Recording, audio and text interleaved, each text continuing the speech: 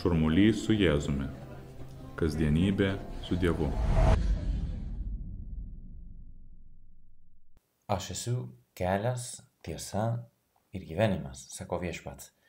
Niekas nenueina pas Tėvą kaip tik per mane. Iš tikrųjų, žemėje kelių yra daug. Plačių kaip magistralės ir siaurių kaip miško takai, vingiuotų kaip kalnuose būna ir tiesių kaip 66th Road Amerikoje, akmenuotų, smilčių ir asfalto. Jėzus tapę žmogumi prisitaikė prie mūsų gyvenimo aplinkybių, nuotaikos ir būsenos, o prisikėlęs ir kasdien darosi mums tinkamų kelių eiti pas Tėvą, kuris yra mūsų galutinis gyvenimo tikslas. Šio sekmadienio Evangelijoje Jėzus aiškina tą pačią realybę kitokių palyginimų. Mano Tėvo namuose, danguje, jis sako, daug buveinių. Jeigu taip nebūtų, argi būčiau jums pasakęs, einu jums vietą paruošti, kai nuėjęs sugrįšiu ir jūs pas save pasiimsiu, kad jūs būtumėte ten, kur ir aš. Jėzau, tu žadi vietą, buveinę, Tėvo namuose, bet kaip pats pasakei, Dievo karalystė jau čia. Taigi ir žemėje galime pradėti tą amžinąjį gyvenimą su tavimi Dievo Tėvo namuose. Kiekvienas nuėjęs savo keliu su Jėzumi, šioje žemėje gyvens su juo ir pasaulio kasdienybėje ir amžinai po mirties. Kelias pas Dievą Tėvą yra pats Jėzus. Kitaip sakant, kuo nuoširdžiausias bendravimas, gyvenimas su juo, žodžiu, kontempliacija, toks yra kelias. Jėzau, aš, šurmuly, noriu gyventi su tavimi. Dėl to pasistengsiu bendrauti, tarsi tave savo akimis matyčiau, savo ausimis girdėčiau, savo rankomis tave paliesčiau, kaip rašo šventasis Jonas Evangelistas savo pirmajame laiške. Bet ar tikrai tai įmanoma? Galėtų kas nors paklausti. O tam atsakymas yra taip, šventoji dvasia ves mus po ranką. Bet kaip tai įgyvendinti? Čia man padeda šventojo Josemarijos patarimas. Dėti visas priemonės iš mūsų pusės, tiek dvasinės, kiek žmogiškas galime dėti. Kodėl dabar manau, kad tai verta paminėti? Nes galvoju, kad gali būti nesusipratimų kalbant apie kontempliacijos maldą. Konkrečiai galima galvoti, kad kontempliacijos maldoje pasyvumas tai raktas. Leisti Dievui veikti, sakoma, bet klausimas yra, ar tada nieko nereikia daryti. Dabar prisimenu, kaip man buvo kartą aiškinama apie tokius vakarų pasyvumo sekėjus. Vakarų pasyvumo sekėjai arba molinistai, pavadinimas kyla iš 17 amžiaus ispanų kunigo Miguel de Molinos, buvo eretikai, kurie gindavo tokią dvasinę poziciją. Aukščiausią žmogaus sielos tobulumą sudaro vienas – valios sunaikinimas siekiant susivienyti su Dievu, antras – pasyvus kontempliavimas ir trečias – abejingumas viskam, kas gali nutikti tokioje būsenoje. Žodžiu, nereikia viduje judėti, nieko ypatingo nedaryti maldos metu, nes Dievas viską padarys už mane.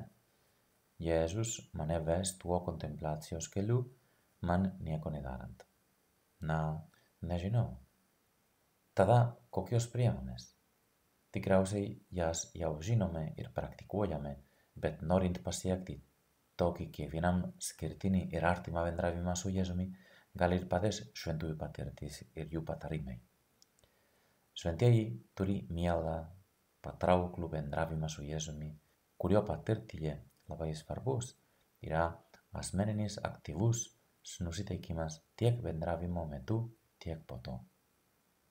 Pavyzdžiui, šventasis Ignacas ir kartu su juo nors vėliau gimęs šventasis Josemarija mums patera naudoti savo vaizduotę, kai skaitome Evangeliją, kad tautume jos scenose vienų iš ten dalyvaujančių veikėjų, kartais kalbančių su Jėzumi, kartais kontempliuojančių vykstančią situaciją. Dar kiti šventieji, šventoji Teresė Avilietė ir šventasis kryžiaus Jonas, pataria žiūrėti į gražų atvaizduotą Jėzų, gal kabantį ant kryžiaus ar bendraujantį su žmonėmis, ir įsimylėti jo švenčiausiąją žmogystę, lėtai apžiūrint jo judesius, gestus, žodžius, visą jo žmogišką elgesį, susikaupti ir žiūrėti į Jėzaus vidų. Teresė parašė savo knygoje Kelias tobulumo link: dabar neprašau jūsų, ji rašo tuomet savo kongregacijos vienuolėms, dabar neprašau jūsų apie jį mąstyti, kurti daugybę sąvokų ar savo supratimų atlikti didelių ir subtilių svarstymų. Prašau tik pažvelgti į jį. Kalbant apie kitą Teresę, šventoji Teresė iš Kalkutos, žinoma, kad ji praleisdavo daug laiko žiūrint į tabernakulį, suvokdama, kad ten Jėzus labai laukia susitikimo su kiekvienu mūsų. Iš tiesų, tokiame kontekste, kiek ją skatindavo Jėzaus žodis ant kryžiaus pasakytas trokštu. Galime sakyti panašius dalykus apie palaimintąjį Karlo Akutį. Nuo pat savo pirmosios komunijos dienos, kasdien užeidavo lydėti Jėzų bažnyčioje. Gal prisimenate tokį žmogų, Čafanjon? Iš vardo gal ne, bet jeigu pasakysiu, kad jis buvo Arso, Prancūzijoje, parapijietis, kurį kartą prakalbino šventasis Jonas Marija Viannėjus ir paklausė, ką tu čia darai bažnyčioje tiek daug laiko nejudėjamas, su žvilgsniu įsmeigtų į tabernakulį.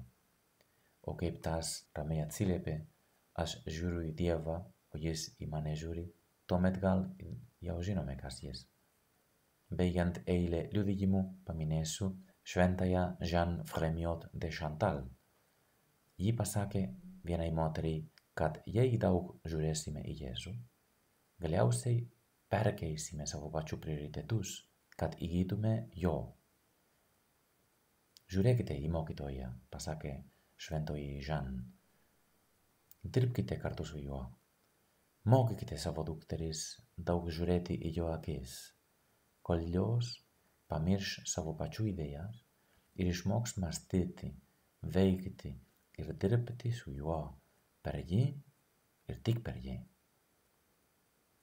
Iš tiesų, kelių daug pasiekti vienintelį tikslą, nuoširdų bendravimą su Jėzumi, susitapatinimą su jo širdimi, o tam tikslui pasiekti ieškokime Jėzaus.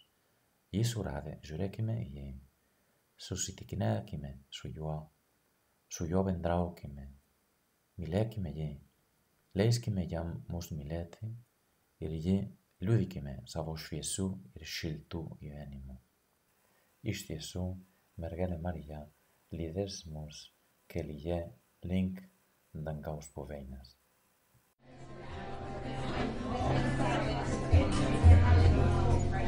Šurmulys su Jėzumi. Kasdienybė su Dievu.